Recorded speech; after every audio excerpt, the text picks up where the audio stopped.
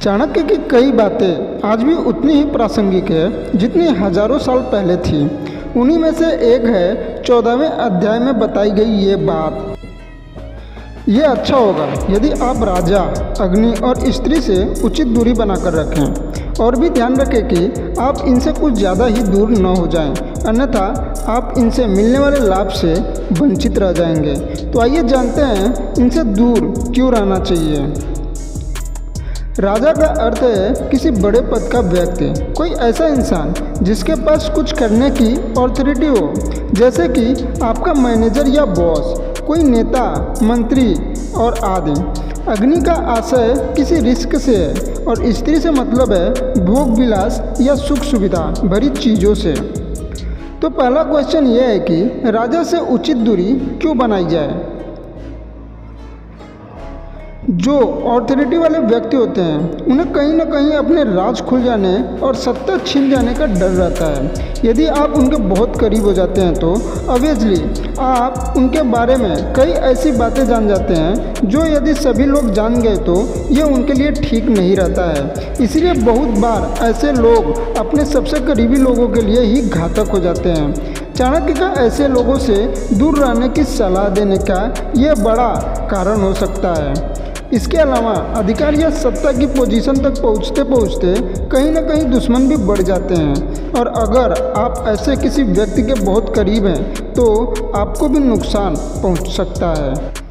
चाणक्य नीति पे चले तो हमें ऐसे लोगों से मधुर संबंध बनाकर रखने चाहिए, क्योंकि समय पर ये लोग हमारे बहुत काम आ सकते हैं, पर इनसे बहुत अधिक घनिष्ठता नहीं बननी चाहिए, नहीं तो वे हमें लाभ से कहीं अधिक हानि पहुंचा सकते हैं। अब आते हैं दूसरी बात पर, अग्नि यानी रिस्क या खतरे से उचित दूरी हमें क्यों बनाना चाहिए। यहाँ ये बात ध्यान देने की है कि चाणक्य एकदम से रिस्क लेने से मना नहीं कर रहे हैं, बस वो बेकार का रिस्क या अत्यधिक जोखिम ना उठाने की सलाह दे रहे हैं, क्योंकि ऐसा करके आप अपना जीवन या अपनी पूरी जमा पूंजी खतरे में डाल सकते हैं। अगर आजकल की बात करें तो हमें कई ऐसे लोग मिल जाएंगे जो अपनी सारी सेविंग्स शेयर बाज़ार में जुए में गवा बैठते हैं।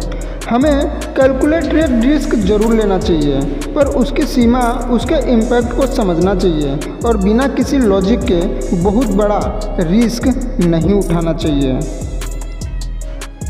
तीसरी और आखिरी बात, स्त्री यानी भोग विलास और अत्यधिक सुख सुविधा से दूरी क्यों बनाना चाहिए। स्त्री को भोग विलास का वस्तु से कंपेयर करना ऑफेंडिंग लगता है, पर यहाँ हमें चाणक्य के समय को ध्यान रखना चाहिए जब सचमुच स्त्रियों की स्थिति इतनी अच्छी नहीं थी और उन्हें इस तरह से भी देखा जाता था। खैर, अगर हम आजकल की बात करें तो बहुत से लोग चादर से अधिक पैर फैलाकर जीते हैं। वे एक लग्जेरियस लाइफ की चाह में अपनी कमाई से अधिक खर्च करने की आदत डाल लेते हैं। क्रेडिट कार्ड से शॉपिंग करना, EMI पे चीज़ें खरीदना उनकी ज़रूरत बन जाती है। चाणक्य सलाह देते हैं कि हमें ज़रूरत भर की सुख सुविधाओं में जीना चाहिए, बेकार का दिखावा, फालतू के खर्चे नहीं करना चाहिए। इस बात को समझना भी ज़रूरी है कि ये एक बैलेंस्ड अप्रोच होना चाहिए।